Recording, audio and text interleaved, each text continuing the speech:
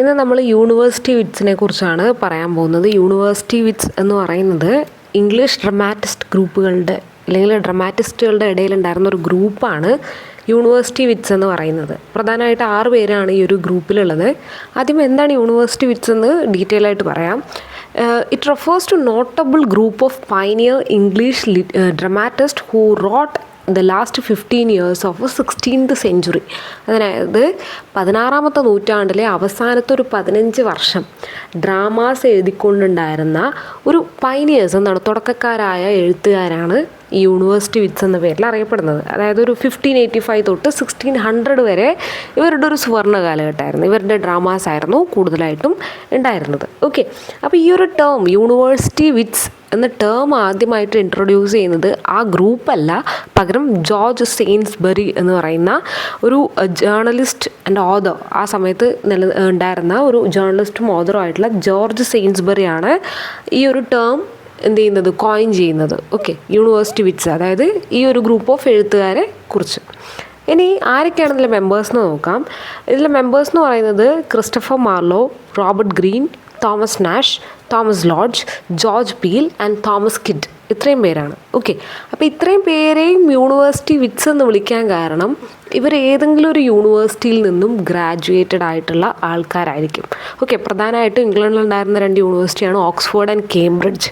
അപ്പോൾ കേംബ്രിഡ്ജ് യൂണിവേഴ്സിറ്റിയിൽ നിന്നും അല്ലെങ്കിൽ ഓക്സ്ഫോർഡ് യൂണിവേഴ്സിറ്റിയിൽ നിന്നും പഠിച്ചിറങ്ങുന്ന സ്കോളസ്റ്റിക് ആയിട്ടുള്ള ആൾക്കാരാണ് ഈ ഒരു ഗ്രൂപ്പിൽ പെടുന്നത്. ഓക്കെ, ഇനി അവരുടെ പ്രത്യേകതകൾ പറയുമ്പോൾ ഡീറ്റെയിൽ ആയിട്ട് പറയാം.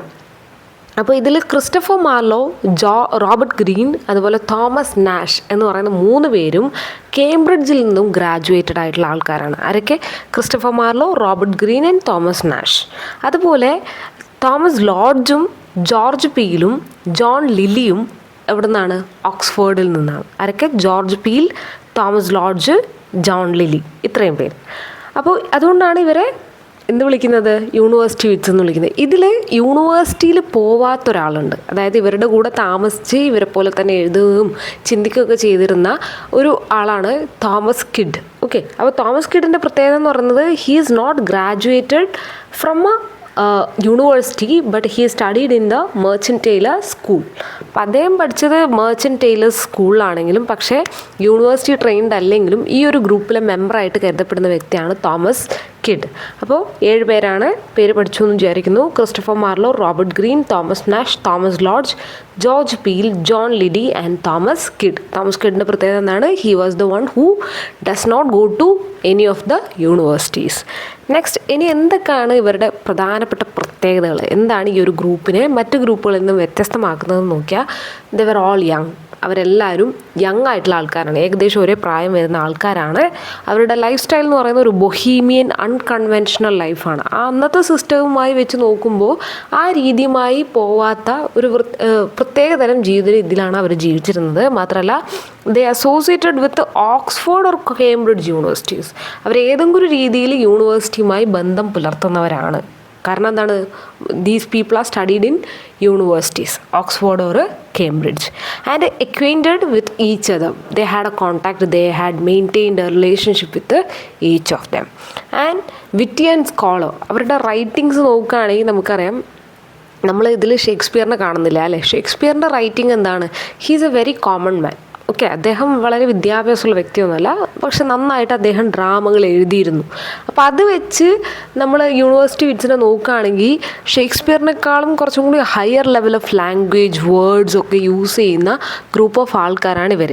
സോ അതുകൊണ്ട് തന്നെ we can say that they are so much witful. അതായത് അവർ ഭയങ്കര വിറ്റിയാണ്, നോളജബിളാണ്, വിസ്ഡം ഉള്ള ആൾക്കാരാണ്, ആൻഡ് ഓൾസോ സ്കോളേഴ്സാണ്. പഠിച്ചിറങ്ങിയതുകൊണ്ട് തന്നെ they are scholars and meritorious. എന്താണ്? അവരുടെ വർക്കിലൊക്കെ തന്നെ നമുക്ക് അവരുടെ ആ ഒരു ക്വാളിറ്റി ഓഫ് എഡ്യൂക്കേഷൻ അല്ലെങ്കിൽ ക്വാളിറ്റി ഓഫ് ലാംഗ്വേജ് ഒക്കെ നമുക്ക് കാണാൻ വേണ്ടി സാധിക്കും. ആൻഡ് ഇനി അവരുടെ റൈറ്റിങ്ങിൻ്റെ ഫീച്ചേഴ്സ് നോക്കുകയാണെങ്കിൽ ദേ ഓൾ ആർ മെയിൻലി ഡ്രമാറ്റിസ്റ്റ്. ഒരു പല കഥകളും എഴുതിയിട്ടുണ്ടെങ്കിലും പക്ഷേ ഡ്രാമാസാണ് എല്ലാവരും കൂടുതലായിട്ട് ഫോക്കസ് ചെയ്തിരുന്നത്. അവരുപയോഗിച്ചിരുന്ന തീംസ് എന്ന് പറയുന്നത് കോമൺ ആയിട്ടും എന്താണ്? ഹീറോയിക് ആയിട്ടുള്ള തീംസാണ്. ഓക്കെ, കിങ്ങിൻ്റെയോ അങ്ങനെയുള്ള കാര്യങ്ങളാണ് അവരുടെ സ്റ്റോറീസിൽ അല്ലെങ്കിൽ ഡ്രാമാസിൽ വന്നിരുന്നത്. And great fullness and variety common, അതായത് അവർ എഴുതുന്ന ഡ്രാമ എന്ന് പറയുമ്പോൾ നമുക്കൊരു എന്താണ് നോബിൾ ഫീൽ, ഇല്ലെങ്കിൽ ഒരു എന്താണ് ഒരു നമുക്കൊരു ഗ്രാൻഡ്നെസ് ഫീൽ ചെയ്യും, ഒരു സബ്ലിമിറ്റി നമുക്ക് ഡ്രാമാസിലൂടെ ഫീൽ ചെയ്യാൻ വേണ്ടി സാധിക്കും. And also long swelling speeches and often bombastic and big words were used by all. അതായത് അവരുടെ ലാംഗ്വേജ് എന്ന് പറയുന്നത് നമ്മൾ ഷേക്സ്പിയറിനെ കമ്പയർ ചെയ്യുമ്പോൾ ഇല്ലെങ്കിൽ ആ സമയത്തുണ്ടായിരുന്ന മറ്റ് എഴുത്തുകാരെ കമ്പയർ ചെയ്യുമ്പോൾ ദർ ലാംഗ്വേജ് വാസ് സബ്ലൈം, അങ്ങനെ തന്നെ വേണം പറയണം. ഹീറോയിക് ആയിട്ടുള്ള ലാംഗ്വേജാണ് അവർ യൂസ് ചെയ്യുന്നത്. Y?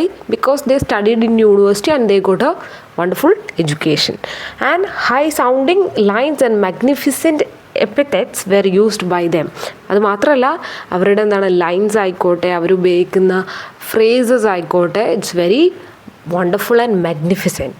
And their themes is tragic in nature. പക്ഷേ ഏതൊരു ഡ്രാമ അവർ എഴുതിയത് എടുത്ത് നോക്കിയാലും നമുക്കൊരു ട്രാജിക് എലമെൻ്റ് അതിൽ കാണാൻ വേണ്ടിയിട്ട് സാധിക്കും. ട്രാജിക് ആയിട്ടുള്ള സ്റ്റോറീസാണ് എഴുതിയത്. കാരണം എന്താണ്, യൂണിവേഴ്സിറ്റീസിൽ പഠിക്കുന്നത് പ്ലേറ്റോയുടെയും അരിസ്റ്റോട്ടലിൻ്റെയൊക്കെ കാര്യങ്ങളാണെങ്കിൽ അതിൽ ട്രാജഡിക്ക് ഒരുപാട് ഇമ്പോർട്ടൻസ് കിട്ടിയിരുന്നു. So they got influenced by that may be.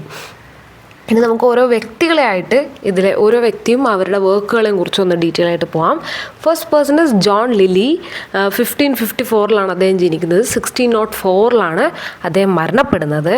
And in 1632 Blount published 6 courts comedies, the first printed collection of Lily's play.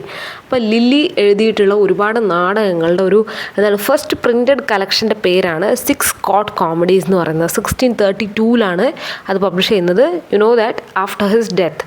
So they appear in the text in the following. അതായത് ആ ടെക്സ്റ്റിലുണ്ടായിരുന്ന book ഏതൊക്കെ stories ആണോ അല്ലെങ്കിൽ ഏതൊക്കെ വർക്കാണോ അതാണ് താഴെ കൊടുത്തിട്ടുള്ളത്.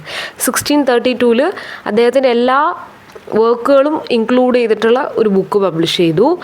ബ്ലൗണ്ട് ആണ് അത് പബ്ലിഷ് ചെയ്യുന്നത്. അതിലുണ്ടായിരുന്ന ലില്ലിയുടെ വർക്ക്സ് എന്ന് പറയുന്നത് എൻഡിമിയൻ 1591 എഴുതുന്നത്. അതുപോലെ ക്യാംസെപ്പ്, അതുപോലെ Sappho and Phao, Galathea, Midas, Mother Bombie തുടങ്ങിയ വർക്കുകളാണ്. പിന്നെ അതല്ലാതെ ജോൺ ലില്ലി എഴുതിയിട്ടുള്ള റൊമാൻറ്റിക് വർക്കാണ്, അല്ലെങ്കിൽ ഒരു റൊമാൻസ് വർക്കാണ്, റൊമാൻറ്റിക് കോമഡിയാണ് യുഫ്യൂസ് ആൻഡ് അനാട്ടമി ഓഫ് വിറ്റ് എന്ന് പറയുന്നത്. അതുപോലെ യുഫ്യൂസ് ആൻഡ് ഹിസ് ഇംഗ്ലണ്ട്. യുഫ്യൂസിൻ്റെ അർത്ഥം എന്ന് പറയുന്നത് ഗ്രേസ്ഫുൾ എന്നുള്ള അർത്ഥമാണ് കേട്ടോ. അതുപോലെ ലവ്സ് മെറ്റമോർഫസിസ്, എൻഡിമിയൻ. ഇത്രയും വർക്ക്സാണ് അദ്ദേഹത്തിൻ്റെ ജീവിത കാലഘട്ടത്തിൽ എഴുതിയിട്ടുള്ളത്. ഓക്കെ, ഇതിൽ 6 court comedies എന്ന് പറയുന്നത് ബ്ലൗണ്ട് പബ്ലിഷ് ചെയ്ത അദ്ദേഹത്തിൻ്റെ കളക്ഷൻ ഓഫ് വർക്ക്സ് ആണ്. Next person is Thomas lodge. 1558 ജനിക്കുന്നു. 1625 മരണപ്പെടുന്നു. നമുക്കറിയാം ഒരേ കാലഘട്ടത്തിൽ ജനിച്ചവരാണ് ഇവരൊക്കെ. His dramatic work small in quantity. അതായത് മറ്റ് യൂണിവേഴ്സിറ്റി വിറ്റ്സിനെ വെച്ച് നോക്കുമ്പോൾ വളരെ കുറച്ച് മാത്രമേ എഴുതിയിട്ടുള്ളൂ, ഇവിടെ തോമസ് ലോഡ്ജ് എഴുതിയിട്ടുള്ളൂ. അദ്ദേഹത്തിൻ്റെ ഡ്രാമാറ്റിക് വർക്ക്സ് വളരെ കുറവാണ്. അതിൽ അദ്ദേഹം ആസ് യു ലൈക്ക് ഇറ്റ് എന്നുള്ള ഷേക്സ്പിയറിൻ്റെ ബുക്കിനെ അല്ലെങ്കിൽ ഒരു ഡ്രാമയെ ഇൻസ്പയർഡ് ചെയ്തിട്ട് അദ്ദേഹം എഴുതിയ ഒരു പ്രോസ് റൊമാൻസാണ് റൊസാലൻഡെ എന്ന് പറയുന്ന വർക്ക്. അദ്ദേഹത്തിൻ്റെ പ്ലേസ് ഏതൊക്കെയാണെന്ന് വെച്ചാൽ the wounds of civil war and a looking glass for London and England തുടങ്ങിയതാണ്. അദ്ദേഹം ഒരു പാംലെറ്റ് എഴുതിയിട്ടുണ്ട്. ഡിഫെൻസ് ഓഫ് പ്ലേസ് എന്നാണ് അദ്ദേഹത്തിൻ്റെ പാംലെറ്റിൻ്റെ പേര്. നെക്സ്റ്റ് വ്യക്തി എന്ന് പറയുന്നത് Thomas Nashe. He was born in 1567 and died in 1601. So he's a dramatist.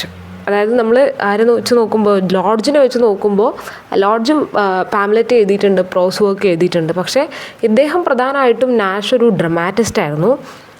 He wrote the Isle of Dogs for which he was sent to prison. His other plays Summer's last will and testament. അതായത് അദ്ദേഹത്തെ എന്തോ ഒരു കാര്യത്തിന് പ്രിസണിലേക്ക് പോകേണ്ടി വന്നു. ആ സമയത്ത് എഴുതിയ ഒരു വർക്കാണ് ദ ഐൽ ഓഫ് ഡോഗ്സ് എന്ന് പറയുന്നത്. അതുപോലെ അദ്ദേഹത്തിൻ്റെ വേറൊരു പ്ലേ ആണ് Summer's last will and testament എന്ന് പറയുന്നത്. അതേപോലെ അദ്ദേഹം സറ്റയറും പ്രോസ് റൊമാൻസും എഴുതിയിട്ടുണ്ട്. The unfortunate traveller or the life of Jack Wilton എന്നാണ് അതിൻ്റെ പേര്. And he is also a very good prose writer. Next is Robert Greene. 1558 അദ്ദേഹം ജനിക്കുന്നത്. 92 മരണപ്പെടുന്നത്. അദ്ദേഹത്തിൻ്റെ പ്രധാനപ്പെട്ട ഒരു പ്ലേ ആണ് അൽഫോൺസസ് കിങ് ഓഫ് ആഗൺ എന്ന് പറയുന്നത്. ഓക്കെ, 1587 അത് പബ്ലിഷ് ചെയ്യുന്നത്. അത് ക്രിസ്റ്റഫർ മാർലോൻ്റെ ടംബർലിൻ എന്ന് പറയുന്ന വർക്കിൻ്റെ ഒരു ഇമിറ്റേഷനായിട്ടാണ് അദ്ദേഹം Alphonsus the king of Aragon എന്നുള്ളതൊക്കെ വർക്ക് എഴുതിയിട്ടുള്ളത്. അദ്ദേഹത്തിൻ്റെ മറ്റ് പ്ലേ എന്ന് പറയുന്നത് ഫ്രയർ ബേക്കൺ, അതുപോലെ ഫ്രയർ ബംഗ്വേ, അതുപോലെ history of Orlando Furioso and Scottish history of James fourth. Okay, അതുപോലെ അദ്ദേഹം തോമസ് ലോഡ്ജിൻ്റെ കൂടെ കൊളാബറേറ്റ് ചെയ്തിയ വർക്കാണ് the wounds of civil war എന്ന് പറയുന്നത്. ഓക്കെ, നേരത്തെ നമ്മൾ ആ പേര് പറഞ്ഞിരുന്നു, അത് വീണ്ടും ഇവിടെ മെൻഷൻ ചെയ്യുന്നു, കാരണം it was combinedly written by Thomas Lodge and Robert Greene. Okay, അദ്ദേഹം പ്രോസ് റൊമാൻസും എഴുതിയിട്ടുണ്ട്. ദ ട്രയംഫ് ഓഫ് ടൈം എന്ന് പറയുന്നതാണ് ആ വർക്ക്. അത് ഷേക്സ്പിയർ ഡിറൈവ് ആയിട്ടുള്ള ദ വിൻറ്റേഴ്സ് ടെയിലിൽ നിന്നുമാണ് ഈ ഒരു ട്രയംഫ് ഓഫ് ടൈം എന്നുള്ള വർക്ക് എഴുതിയിട്ടുള്ളത്. Next is Thomas Gid. What was his speciality? He was the one who didn't go to any of the universities. Okay, അപ്പോൾ ഇദ്ദേഹം വളരെ ഇമ്പോർട്ടൻ്റ് ആയിട്ടുള്ള മെമ്പറാണ്. He's a friend of Marlowe. അതുകൊണ്ടാണ് ഈ ഒരു ഗ്രൂപ്പിൽ വരാൻ കാരണം. ഓക്കെ, ക്രിസ്റ്റഫർ മാർലോയുടെ അടുത്തൊരു സുഹൃത്താണ് കിഡ് എന്ന് പറയുന്നത്. തോമസ് ഗിഡ് എന്ന് പറയുമ്പോൾ തന്നെ നമ്മുടെ മനസ്സിൽ വരേണ്ട ഒരു ട്രാജഡിയാണ്, ഒരു സെനേക്കൻ ട്രാജഡിയാണ് ഇത്, സ്പാനിഷ് ട്രാജഡി എന്ന് പറയുന്നത്. അപ്പോൾ സെനേക്ക എന്ന് പറയുന്നത് ട്രാജഡിയിൽ ഒരു പ്രധാനപ്പെട്ട ഒരു ട്രാജിക് പ്ലേസ് എഴുതുന്നതിൽ വളരെ പ്രധാനപ്പെട്ട വ്യക്തിയാണ്. അപ്പോൾ അദ്ദേഹത്തിൻ്റെ അത്രയും ഇൻറ്റൻസീവ് ട്രാജിക്കാണ് എന്തിൽ കാണാൻ പറ്റുക, നമുക്ക് സ്പാനിഷ് ട്രാജഡിയിൽ കാണാൻ പറ്റുക.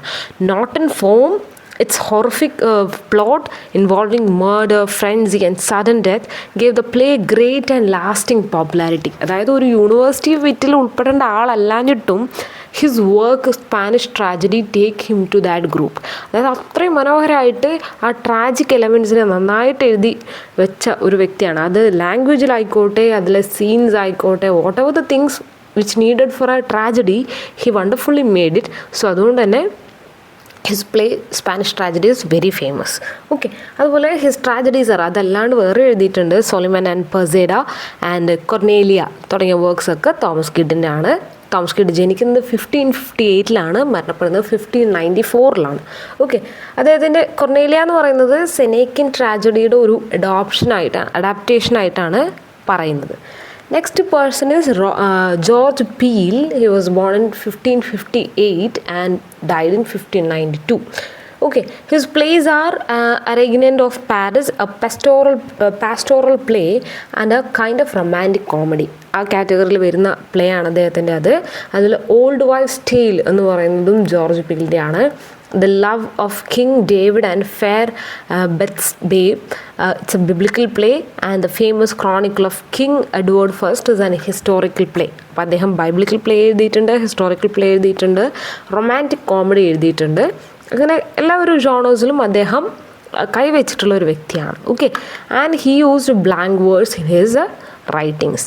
ഓക്കെ, ബ്ലാങ്ക് വേർഡ്സ് എന്ന് പറഞ്ഞാൽ എന്താണ്, അത് പ്രത്യേക ഒരു സബ്ലൈമായിട്ട് ലാംഗ്വേജിൽ യൂസ് ചെയ്യുന്ന ഒരു രീതിയാണ്. Okay, and blank words hope you know that. And Christopher Marlowe വളരെ ഇമ്പോർട്ടൻ്റ് ആയിട്ടുള്ള മറ്റൊരു പേഴ്സണാലിറ്റിയാണ്. ക്രിസ്റ്റഫർ മാർലോ ജനിക്കുന്നത് 1564 and he died in 93 and his plays are all tragedies. അദ്ദേഹം എഴുതിയ എല്ലാ ഡ്രാമകളും ട്രാജഡികളായിരുന്നു. അതിൽ പ്രധാനപ്പെട്ട 4 പ്ലേസ് ഇവിടെ കൊടുത്തിട്ടുണ്ട്. Tamburlaine, the Jew of Malta, doctor Faustus and Edward second. എന്തായാലും ജ്യൂ ഓഫ് മാൾട്ട ഇല്ലെങ്കിൽ ഡോക്ടർ ഫോസ്റ്റസ് എന്തായാലും ഒരു MA ഒക്കെ എത്തുമ്പോഴത്തേക്കും എല്ലാവരും പഠിക്കുന്ന ഒരു പ്ലേ ആണ്. ഡോക്ടർ ഫോസ്റ്റസ് എന്ന് പറയുന്നത് ഒരു ഹ്യൂമൺ എങ്ങനെയാണ് ഗുഡ് ആൻഡ് ബാഡ് ഇൻഫ്ലുവൻസ്ഡ് ആവുന്നത്, അതുപോലെ നമ്മുടെ സിൻഫുൾ ലൈഫ്, ഇതിനെക്കുറിച്ചൊക്കെയാണ് അതിൽ പറയുന്നത്. Okay, and his other plays അതിലാണ്ട് അദ്ദേഹം എഴുതിയിട്ടുള്ള പ്ലേസാണ് Dido, queen of Carthage, the massacre of Paris. His non dramatic പോയട്രിയാണ് Hero and Leander and the passionate shepherd എന്ന് പറയുന്നത്. അതുപോലെ Shakespeare is suppose to have been influenced by him in Henry VI, Titus Andronicus and Richard III. ചിലപ്പോൾ ഇദ്ദേഹത്തിൻ്റെ Christopher മാർലോയുടെ work Shakespeare വരെ influenced ആയിട്ടുണ്ടാവും എന്നാണ് പറയുന്നത്. അതിന് കുറേ എക്സാമ്പിളായിട്ട് അദ്ദേഹം ഇവിടെ കുറച്ച് വർക്കും മെൻഷൻ ചെയ്യുന്നുണ്ട്. പിന്നെ ഇദ്ദേഹത്തിൻ്റെ പ്രത്യേകത എന്ന് പറയുന്നത്, മാർലോയുടെ പ്രത്യേകത എന്ന് പറയുന്നത് his a master of blank words. ഇത്ര നന്നായിട്ട് ബ്ലാങ്ക് വേർഡ്സ് എഴുതുന്ന വ്യക്തി ഇദ്ദേഹം ആയിരിക്കും. And his poetry influenced Spenser also. Edmund സ്പെൻസറിനെ പോലും ഇദ്ദേഹത്തിൻ്റെ കവിതകൾ ഇൻഫ്ലുവൻസ് ചെയ്തിട്ടുണ്ടെന്നാണ് പറയുന്നത്. അതുപോലെ ഇദ്ദേഹം മരിക്കുന്നത് വളരെ ചെറിയ പ്രായത്തിലാണ്, at the age of 29. Okay, അതായത് വളരെ ചെറുപ്പത്തിൽ മരിച്ച വ്യക്തിയാണ് ഇദ്ദേഹം. And he died in a tavern fight with his friends at the age of 29. അതായത് ഒരു ഫൈറ്റ് കൂട്ടുകാരായിട്ട് ഉണ്ടായ അടിയിൽ മരണപ്പെടുകയാണ് ആര് ചെയ്തത്, നമ്മുടെ ക്രിസ്റ്റഫർ മാർലോ മരിക്കുന്നത്. അപ്പോൾ ഈ ഒരു യൂണിവേഴ്സിറ്റി വിറ്റ്സ് എന്താണെന്ന് മനസ്സിലായെന്ന് വിചാരിക്കുന്നു. യൂണിവേഴ്സിറ്റി വിറ്റ്സ് എന്ന് പറയുന്നത് it's a group of people who went to university and they all are dramatist. Okay, അപ്പോൾ അതിൽ 7 പേരുണ്ട്. 7 പേരെ കുറിച്ചും ഒരു ഐഡിയ കിട്ടിയെന്ന് വിചാരിക്കുന്നു. അവരുടെ പ്രത്യേകത എന്താണെന്ന് പഠിച്ചു എന്ന് വിചാരിക്കുന്നു. Thank you.